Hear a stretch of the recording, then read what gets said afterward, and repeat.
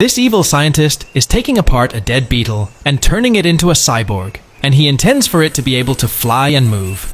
He drills and cuts into the body of the bug to install screws, gears, and wires, so that even the claws can function like they once did when it was alive. You can tell he's had a lot of practice to be able to be so precise like this, and I don't know how to feel about that. Now, this part is really important for the beetle to be able to fly, and you'll see why in a second.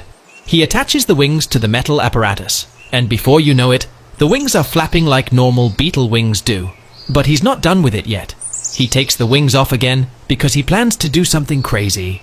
Take a guess as to what this is. If you think it looks like a V8 engine, then you're right. This madman plans on putting a working engine into the beetle's body. Can it get any crazier than this? But that's not enough. He wants it to glow too. As for this next part, it's for some exhausts like the back of a car has. It's almost done. He throws in a few more gears and some finishing touches, and before you know it, this scientist has created a moving cyborg beetle.